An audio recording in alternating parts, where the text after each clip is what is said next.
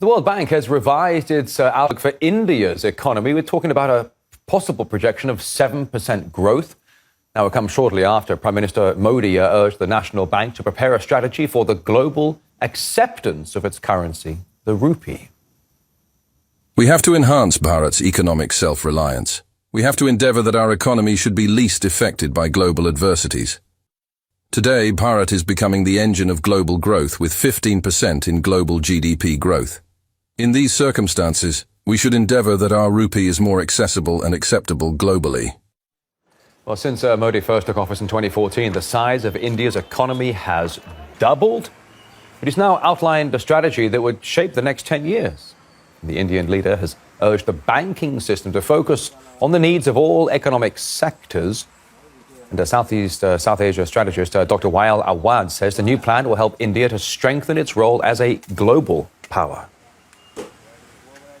Actually, this is a very ambitious plan by the Prime Minister since the financial sector is meeting a 3-day conference started today in Bombay. So therefore, the Prime Minister wanted to see that Indian growth is a global achievable, and also India become an example to leading the South-South cooperation. Therefore, he wanted to see India moving ahead and taking its position as a global power. India has been on this road for some time now. They have already started dealing with the rupees in the neighboring countries like Bangladesh, Nepal, Sri Lanka, Iran, and even Russia and also UAE. I think India is an active member of the BRICS country, which already have moved away from the de-dollarization and are trying to deal as a partner or dealing with local currency. Now we have seen that the ruble have already taken into the basket of other financial methods, including the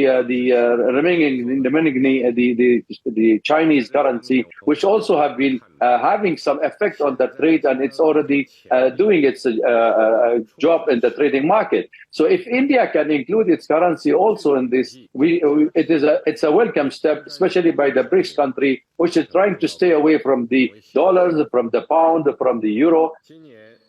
The initiative comes amid reported negotiations over a free trade agreement between India and the Eurasian Economic Union bloc. Now, that would reduce customs duties on a number of goods. And within the Eurasian bloc, Russia remains India's top partner, with bilateral trade worth almost $50 billion last year. And payments between them are also being made in national currencies. There are no problems in determining the means of payment for the black gold exported by Russia. Priority is given to national currencies. This makes it possible not to depend on the so-called rules of the game imposed by the West when carrying out banking transactions. Well, a blossoming multipolarity in the world is resulting in countries are also beginning to veer away from the US dollar. And RT contributor Chris M says India, for right now, is in an ideal position at this present moment in time to take full advantage. I think we can see India emerging now as not just a regional but global powerhouse. We're seeing the amount of trade that the Indians doing. We're seeing its economic output year upon year increase. And of course, there are other reasons for that. India has a rapid birth rate, which obviously always helps a country to grow. But in terms of the management of the Indian economy, I just think the Indians are now, shaking off the shackles of colonialism, which they've been doing for a while since their independence, and are now going to emerge as a real dominant global force. And India being one of those countries which is at the forefront of innovative and new technologies. Now you've got a number of countries in this new multipolar world order that are saying, look, we don't want to have one global reserve currency with one country that uses their currency to dictate what we can do and use it as essentially a weapon of war. They're talking about using their currencies, which should be dictated really by the size of their economies, right? It makes probably no sense to anyone that everyone uses the US dollar, whereas the